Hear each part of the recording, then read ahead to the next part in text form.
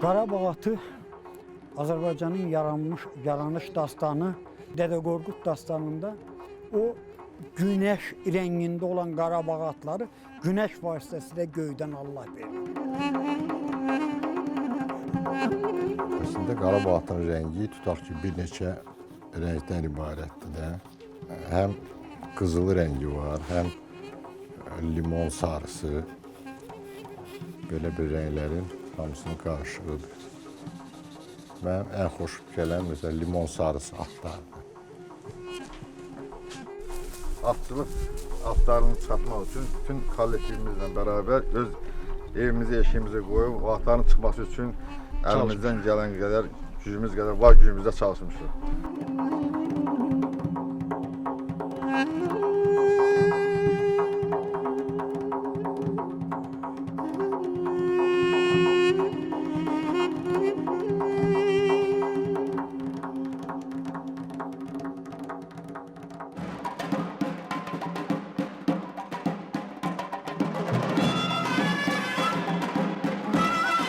My first impression of her balancing the Karabakh horse was overwhelming when I saw her in person here in Baku.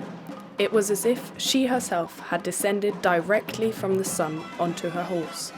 But I've already seen my princess on her dream horse once before, in my university's library in Wales. My name is Pauline. I'll soon sit my exam in equisciences, and I've also trained as a horse physiotherapist. Everyone here watched the celebrations for the Queen's Diamond Jubilee, and I was practically fascinated by a very special horse. The horse and its rider were in wonderful partnership. In front of the Queen, this horse performed the dance in such a natural and effortless way, as if this kind of folklore seemed to be inherent in it. This isn't always a matter, of course. This stallion gracefully performed the passades and levades. What kind of horse was it? Finally, I found more information in the university's library, and the search takes me far back into the past. They originate from the Karabakh region, which is located at the eastern foothills of Caucasus.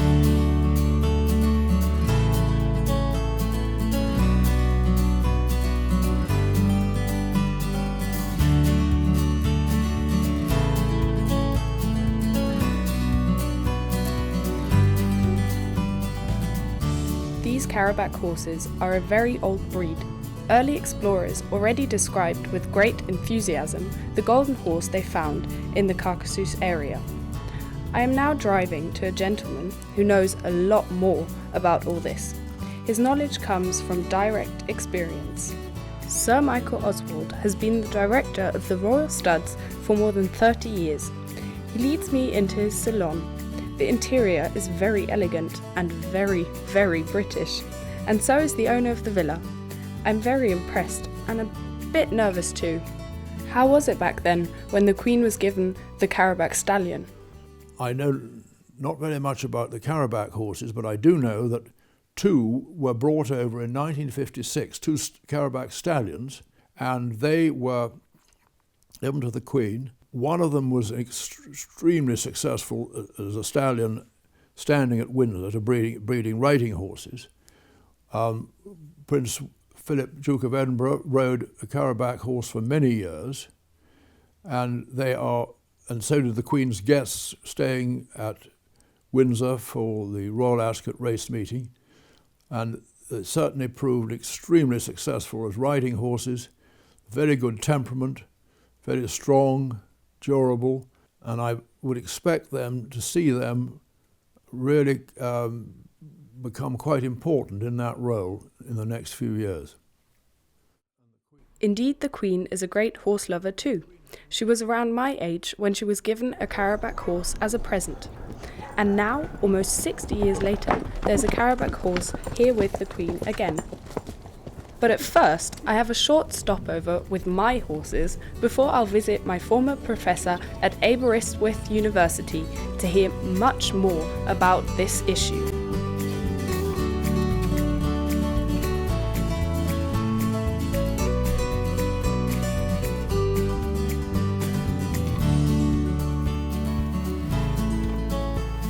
So why have I heard so little about these seemingly unique horses, pure rare breeds?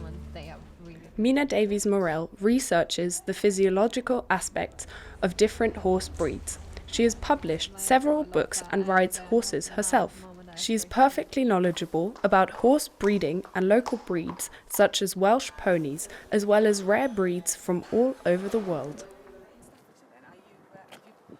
You have sort of two types of horses these days. You have what you might like to call a manufactured breed, which is a breed of horses which we have determined by crossing lots of different horses together to get what we want. And then you have the pure rare breeds, which are the ones that have the original stock, which contain the original genes from which we then made our manufactured breed. Manufactured breeds on the one hand, pure rare breeds on the other. What is the Karabakh horse's classification? So the Karabakh horse became a domesticated horse, but has still maintained a lot of its original characteristics as a rare breed. So it would have become most likely a domesticated horse because it would have been a horse that it was a fast-moving horse, obviously was trainable, so had the right behavioural characteristics and the right temperament to become a trainable horse. And for some reason, man had developed an association with it due to close proximity. Dying out of a particular breed of horse is the same as a species dying out. Once it's lost, it's lost. You can't get it back. So it's very similar indeed. It's exactly the same idea. You know, you lose a species, it's gone forever. You lose a rare breed of horse, it's gone forever. So time is pressing. Where do Karabakh horses live today?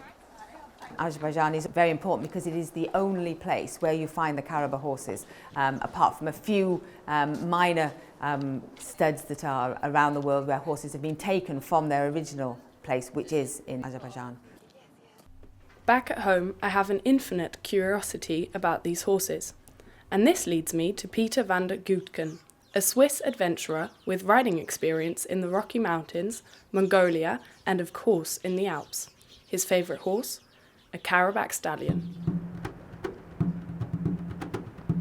Ich bezeichne mich selber als Longrider, als Weitreiter, weil einfach Distanzen ab 1600 Kilometer sind die dich zu diesem Titel befähigen. Wir haben so wenig Gepäck wie nur möglich dabei und sind so 4 Wochen lang unterwegs auf Strecken, die normalerweise Wanderer und Bergsteiger gehen. Also den Karabakh habe ich gekauft, um eben im Hochgebirge unterwegs sein zu können. Dafür ist er prädestiniert. Er ist jetzt 8 Jahre und ich habe ihn seit er jährig ist. Er ist ein sehr intelligentes Pferd, eine richtige Persönlichkeit. Ein Beispiel, wenn wir in einem Gelände unterwegs sind, wo es für ihn kritisch wird, er bleibt einfach stehen. Auch wenn ich sage, ich will weiter. Weil er entscheidet, dass es für ihn nicht sicher genug ist und dann wartet er, bis ich absteige und ihn führe. Er braucht Zeit, bis er dem Reiter vertraut. Aber wenn du so weit bist, dass du sein Vertrauen hast, dann geht er für dich durchs Feuer.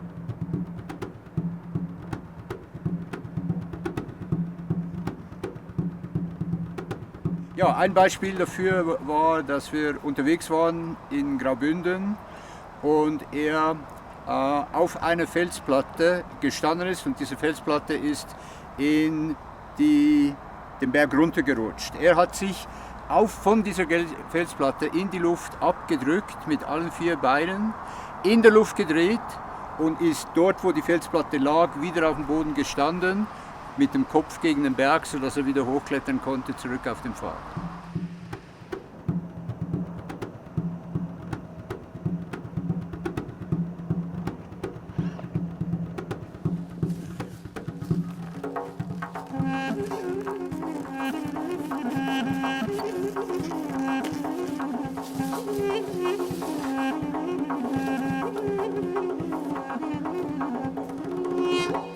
Es gibt sicher Pferde, die einfacher sind und Pferde, die andere auch sehr gute Fähigkeiten haben, aber im Gesamten gesehen ist der Karabakh eines der besten Pferde für das, was ich tun möchte.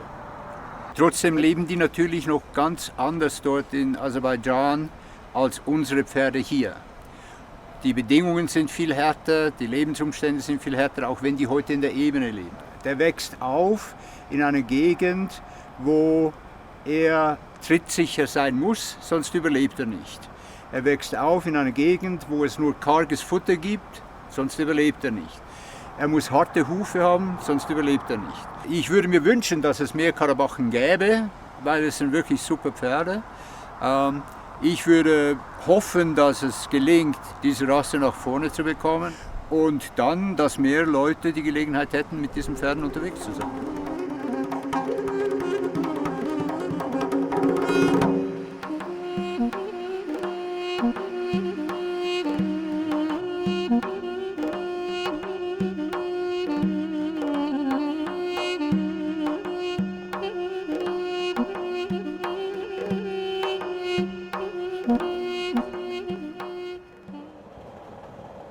So, I've made my decision.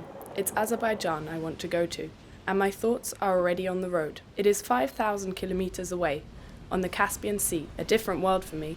Over the next few weeks, I will hear a lot more amazing tales about these horses. The next morning, I cross over to the continent. I've chosen slow travel because there's someone I want to visit in Germany. Mina Davies Morell also mentioned single stud farms with Karabakh horses in Europe, and I am on their track. First stop, Germany.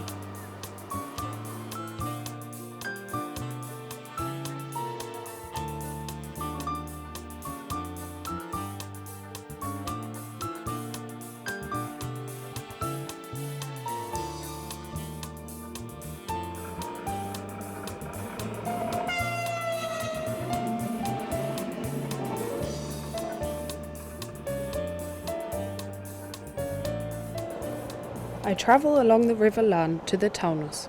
Time to flick through the writings of some early explorers. I find interesting material about the Karabakh horses. They are characterized by their strikingly golden coat. Wow, and the locals call it SARILAR, the golden horse. The words reflect the look.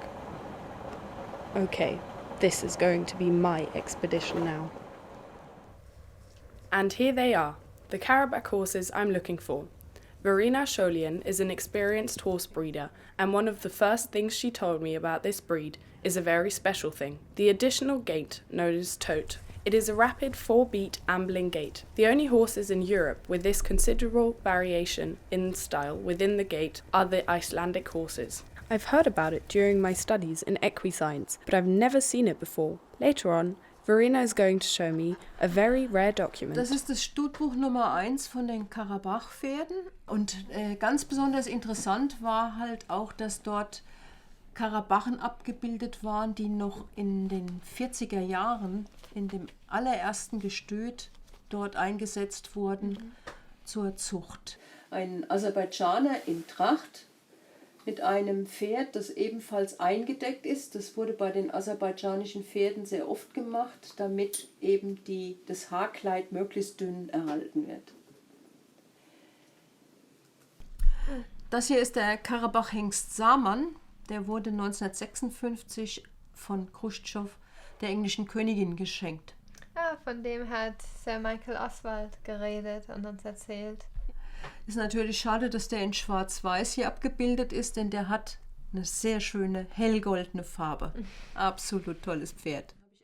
The picture of Zaman in the stud book inspires me, and of course, I'm looking forward to leave tomorrow morning by airplane.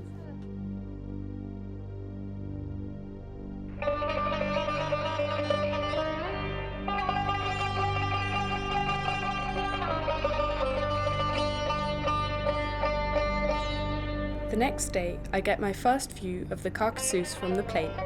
The rugged mountaintops stick out of a sea of clouds. I am nervous, but on the other hand, very curious about what lies below the clouds. Maybe Zaman's great-great-grandson is somewhere down there in Azerbaijan.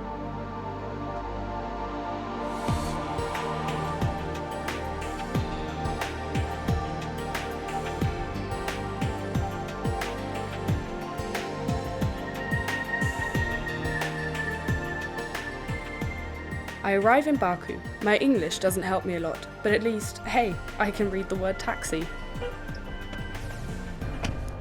After all, the taxi driver understands that I want to travel to Baku's centre, to the harbour's promenade by the Caspian Sea. Baku, the capital city of Azerbaijan. Originally, it was an important trading town along the famous Silk Road. Today, it's a modern metropolis, located at Europe's most eastern borders. Orient and Occident come together here. With its cultural and ethnic diversity, Baku moves closer and closer towards Europe.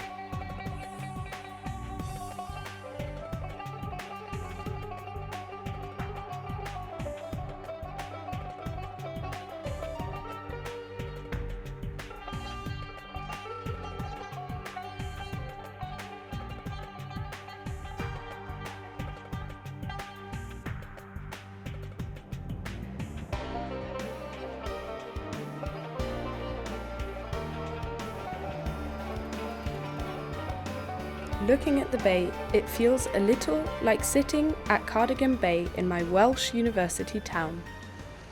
So, let's go on a search for these horses here. Early in the morning, hectic activities are already going on in this elegant polo elite club. Preparations for a big event called Chofgan.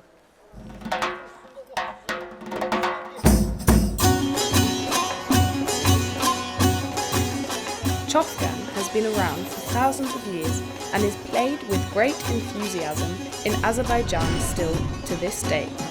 Chofgan is an old version of polo. UNESCO recognised its significance and acknowledged it at the end of 2013. The Azerbaijan game was declared a cultural heritage.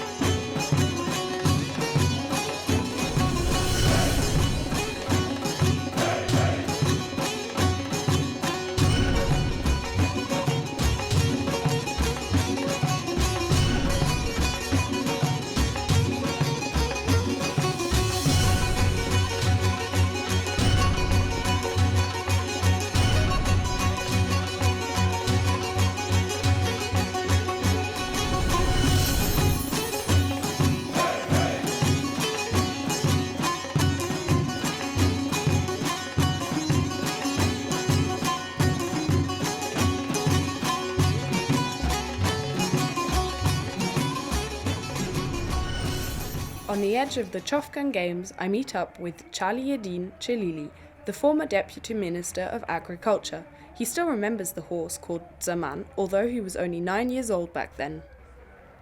Ben o atı özüm görmüştüm. Gazette okuyanda doğrudan hem sevindim hem kederlendim. O atı görmüştüm. Bir de görmememe kederlendim. Ama gurur duydum ki İngiliz kraliçası zaman atı, yani atı bilen bir adama bağışlandı. Bu mənada birəcə də fəxr etdim.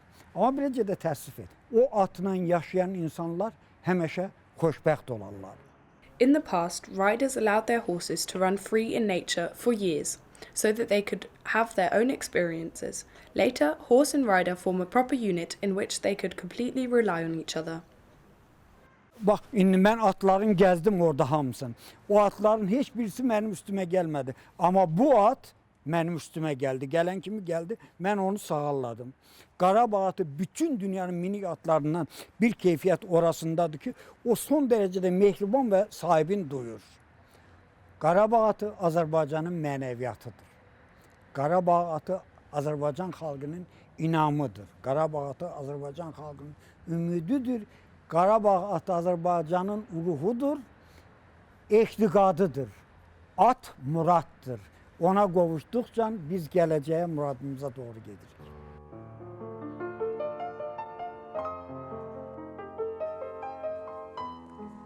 The knowledge about the significance of the Karabakh horse is deeply rooted in the Azerbaijan soul. You can feel this very particularly in Aliyev Faik's studio. He has been concerned with the golden horse as a painter and sculptor throughout his life. Again and again, he is looking for a way to really and truly capture the nature and the look of the Karabakh horse.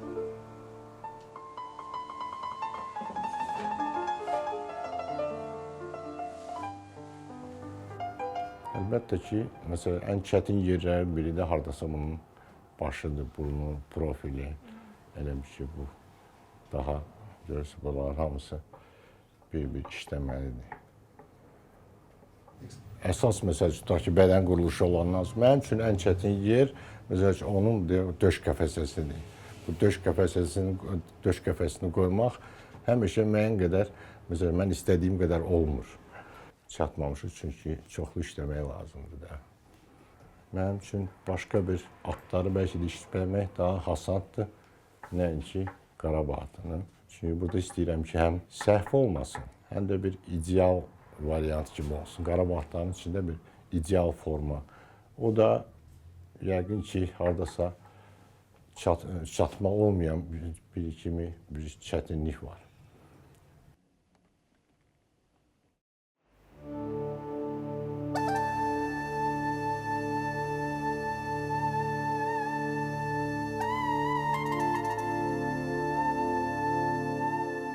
Another part of my journey begins.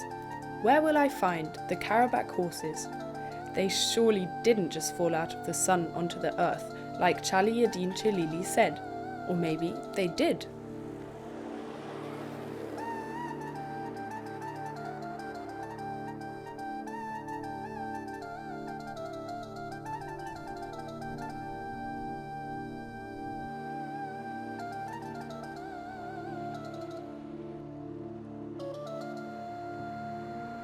Karabakh horses were bred for these wide valleys and rugged mountain ranges. Here is their world. Quite different to the modern, pulsating Baku. Now there's calm. Time passes more slowly. People in the mountain villages have preserved their independence over the centuries. They often speak in dialects that can't be understood, even in the next villages. Their common language is music. I spend the evening with a farmer's family. Their hospitality is simply overwhelming. It isn't an easy life, but it is a natural and calm one, far, far away from Baku's pace and glitter. What a beautiful day up here in the mountains. It went by far too quickly. The day here starts long before the sun sends its warming beams over the mountain tops. The farmer told me yesterday they are used to ride their local horses to the next villages or for weddings, but there are no Karabakh horses in that area.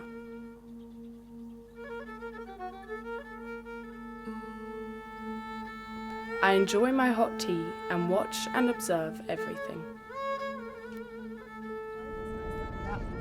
I continue my journey. It leads through a magnificent landscape. I travel through the rough beauty of the Caucasus, through rugged canyons and on the gravel paths.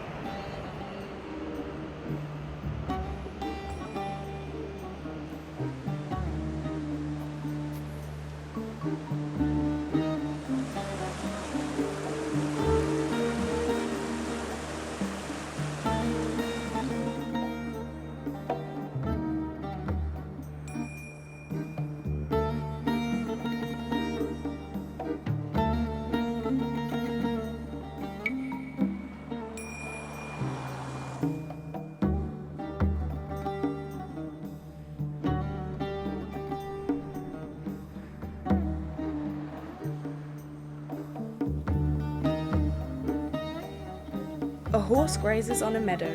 A Karabakh horse! No, an entire herd, which seems to move freely across the meadows. I'm completely taken by this. And today the horses are observed by a very well-known expert from Baku. Qarabağ atları ən qədim zamanlardan Azərbaycanda mövcud olmuşdur. Atın əhliləşdirildiyi və atın atçılığın təşəkkül tapdığı ölkələrdəndir. Hardasa əgər bu atın hündürlüyü 148 santimetrdirsə, deməli onun çəpinə uzunluğu da 148 olanda bu daha yaxşı ideal at hesab olunur. Yəni ki, 1949-cu ildən 1971-ci ilə qədər birinci Studbook damazlıq kitabı çıxdı. Hansı ki, orada sübut olunur ki, bu atlar məhz o xan zavodlarından gəlib o günümüzə çıxmışdır. Və 1971-ci ildən bizim dövrümüzə qədər isə bizim tərəfimizdən hazırlandı Qarabağın atının dövlət damazlıq kitabı və bu şəcərə bu genealoji struktur en qədim zamanlardan bu günə qədər gəlib çıxmış oldu. Və bununla da yəni sübut olundu ki, bu atlar bəli, həmən dövrdə yetişdirilmiş atların nəslindəndir. Və ən qədim zamanlardan Azərbaycanda arxeoloji qazıntılardan məlumdur ki, burada 2 at tipi olmuşdur. Tədqiqatçılar sübut edir ki, eramızdan əvvəl, hətta 4-cü minillikdən bəri demək olar Azərbaycan ərazisində Qarabağ atının o zamanki tipləri mövcud olmuşdur. Siz ən qədim Azərbaycan miniatürlərinə baxsanız, eyni zamanda Qobustanda qayaüstü rəsmlərdə, Azərbaycan xalçaları üzərində məhz ilk növbədə Qarabağ atları olmaqla Azərbaycan atlarını görərsiniz. Və Şəkidə xan sarayında da təsvir olunan o atların sırasında siz Qarabağ atlarını görə bilərsiniz.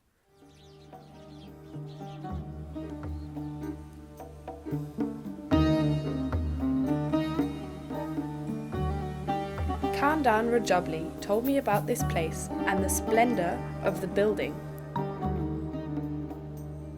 The Khan Palace in Sheki. It was built as a summer residence in 1797, and the frescoes inside tell the story of the deep solidarity between the Azerbaijan people and the horses as their companions.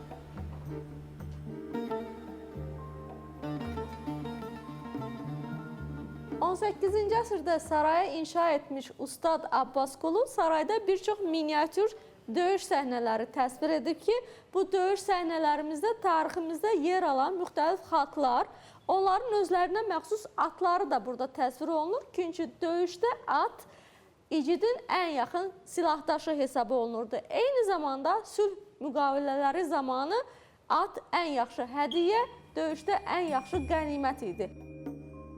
The horse is not only a companion in battle, but also a gift after reconciliation and a peace agreement. In Azerbaijan's cultural history, the horse has been at the center of people's life for centuries.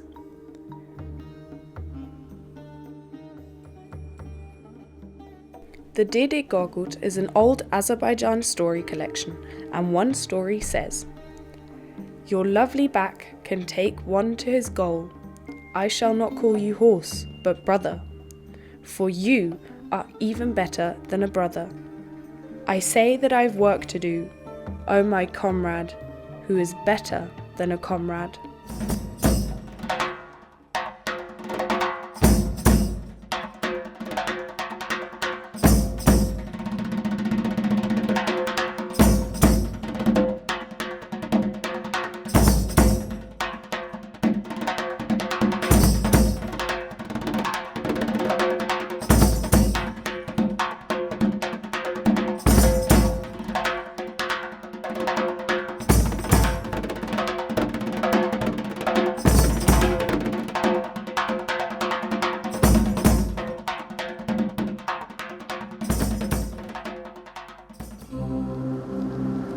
My journey takes me to the country's southern region. Flocks of sheep are grazing on the meadows. A warm wind is blowing across the plain.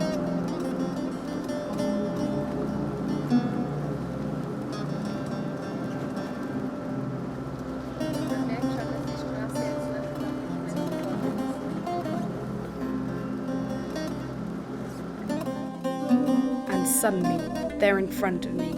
There must be far more than 200 Karabakh mares, very well protected day by several gauchos.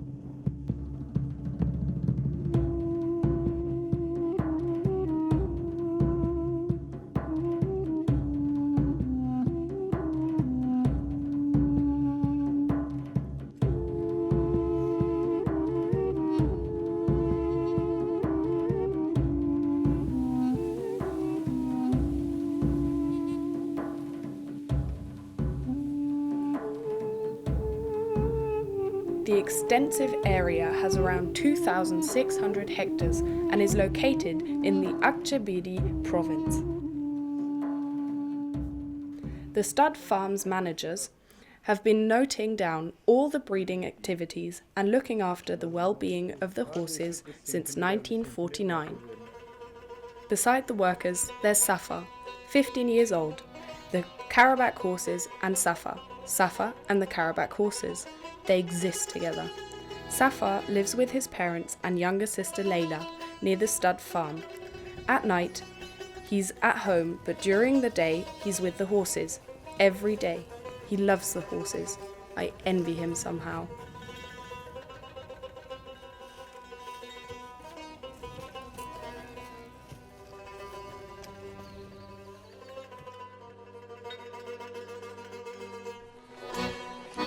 And then it's my turn, on a Karabakh horse, for the first time. Of course, I have great respect, but my joy is simply impossible to describe.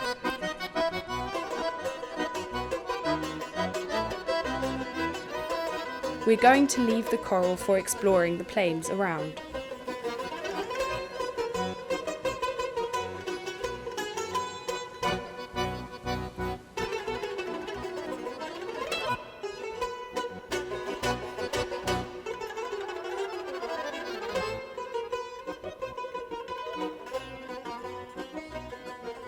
I totally enjoyed the ride with Safa. He shows me around on the stud farm, and hardly anyone knows each corner of the extensive area as well as he does. Flying changes, every stride, a gentle leg pressure, and my Karabakh horse is immediately in a harmony with me, and I feel fantastic. I'm simply fascinated by the Karabakh's endurance, and there's no sign of sweat after galloping, despite the heat here. He proved an incredible awareness of his body and virtually flew across the steppe. Although the plain looks relatively even, there are rocks and bumps everywhere in the ground. The Karabakh stallion wasn't irritated by this. He knows exactly where his hooves are. A European horse would have broken its legs 3 times already.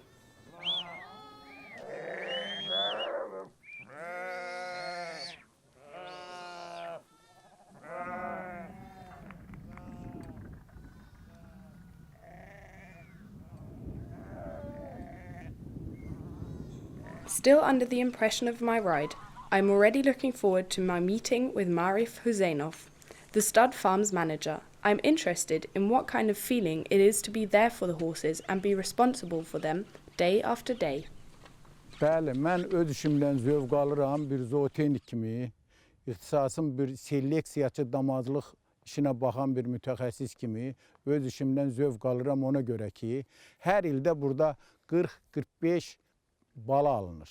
Yəni Qarabağ atını çoxaldırıq, Qarabağ atını yayırıq.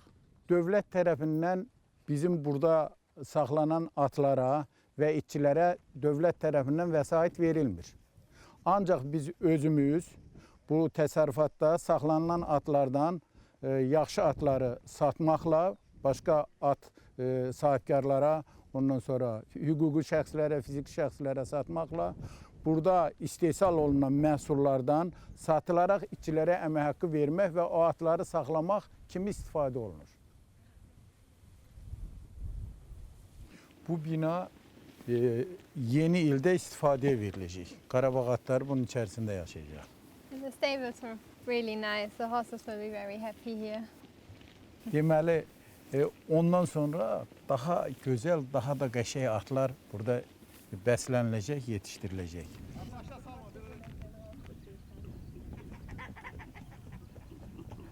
Qarabağ atının ən sevimlisi, ən gözəli, ən yaxşı eksteriyerə malik olan atlarından biri ləqəbi Şafrandır. 2008-ci ildə anadan olub yaşıdır. Valina, gör nə qədər sakit, nə qədər mehriban, nə qədər gözəl. Məsələn, heç bir nadişliyi yoxdur, heç bir dəlliyi, dolaşıqlığı yoxdur. Gözəl ayağında səkili var, yaxşı alnında belə gözəl nişanəsi var. Bax, fikir verirsən, rəngi qızılı kürəndir. sarı qızılı kürən. Bu ən gözəl rəngdir, ən gözəl nişanədir. Ona görə də bütün nə qədər xarici ölkələrdən gələnlər də, ondan Azərbaycanda olanlar da, regionlarda yaşayan, at ilə məşğul olan adamlar ən çox bu rəngi sevir. Ona görə də biz bundan, həmən bu cinsin, Qarabağ atının bu rekord ləqəbli, Şabran ləqəbli atını çoxaltmaq məqsədi ilə belə saxlayırıq ki, yəni bundan nəsilə artıraq. Ulu babalarımız, atalarımız, analarımız hamısı at minən olub. Lap mən uşaqlığımdan ata o qədər həvəsim olub ki, həmin yaşlarda at minmişəm, at çapmışam. Sonralar yaşım 12-yə, 13-ə çatandan sonra cıdıra gəlib cıdırda at çapmışam. They all have a passion for horses and have dramatic stories to tell. During the Nagorno-Karabakh conflict with Armenia, the original stud farm, Agdam, was occupied and later destroyed. Many stud farm workers took great risk back then because they didn't simply flee from the farm. Under no circumstances would they have left the horses behind. Hardasa bir 40 kilometr, 50 kilometr biz o atları gecən ərazidən aralaşdırıb Yevlaq ərazisinə apartı çıxartdıq. Orada bir xeyli saxladıq. Orada da başımıza nələr gəldi. Çox çətinliklə nəsə Marif Hüseynovun özünün öz qoçaqlığıyla, öz köməkliyi ilə, işçilər ondan aralaşmamaq şərti ilə hamısı birlikdə bu atı gətirib son nəticə gətirib çıxartmışıq bura.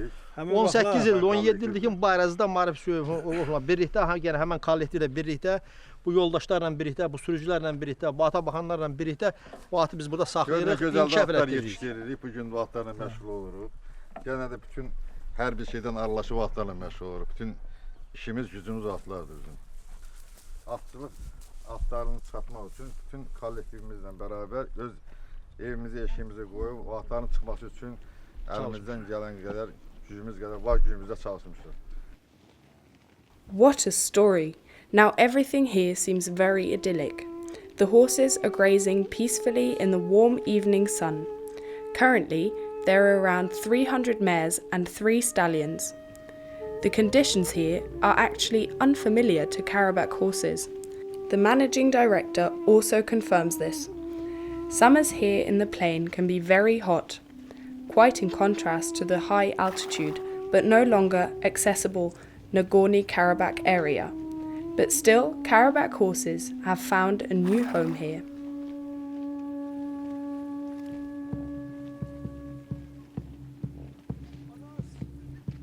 Safa tells me to follow him to look after the herd. Evening is approaching. When the sun sinks deeper on the horizon, the herd comes back after a long day on the meadows and is taken to the stables.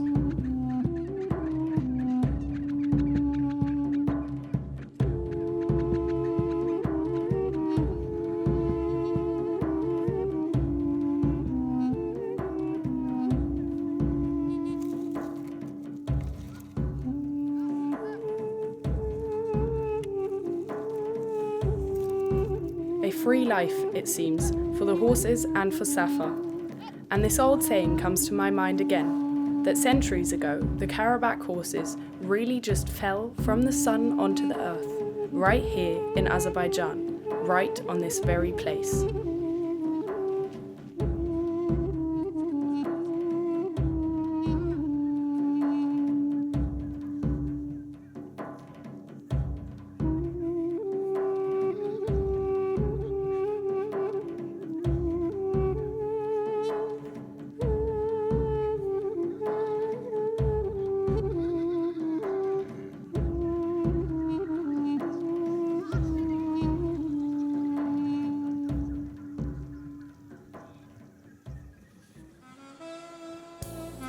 I'm back in Baku.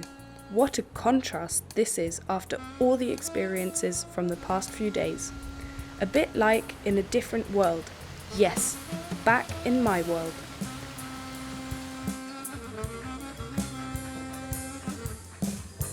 Surrounded by the capital's buildings and remembering the experiences of the last weeks, I can understand much better now how much humans and animals depend on each other, and the person I'm going to visit now has been very well recommended to me and hopefully confirms my experiences. I feel that in Azerbaijan particularly, because of this connection with children and with animals and with horses, all the people I met, they were very nice and very friendly. Maybe that's part of that they have this type of respect for each other, which begins as children when they learn to like animals and to love horses. Maybe it makes them blossom as they grow up, especially with the horse, which is part of you when you're riding it. It becomes part of you. You have to treat it with respect and great love. And with the same respectful attitude, I arrive at the racecourse in the centre of Azerbaijan's capital. And as on any other day, there's training happening here today. And in a spacious box next door is my TV hero from the Queen's Jubilee.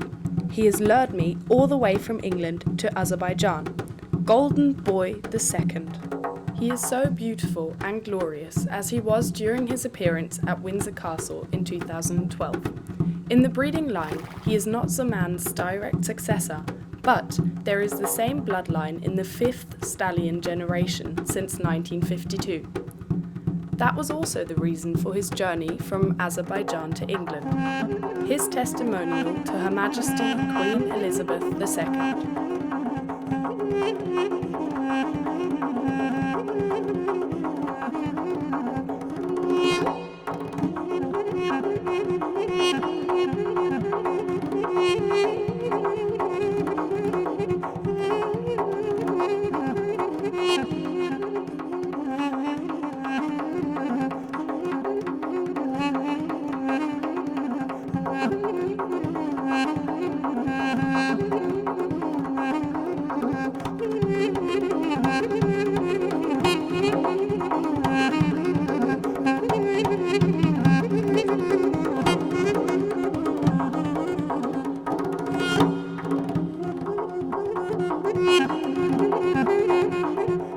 And then there's my princess again. Wow, sitting on a horse in such a beautiful dress.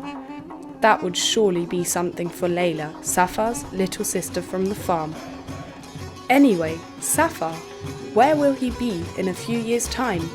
He certainly also dreams of sitting in the saddle of such a glorious horse, so that he can also enthuse the audience with his passionate performance.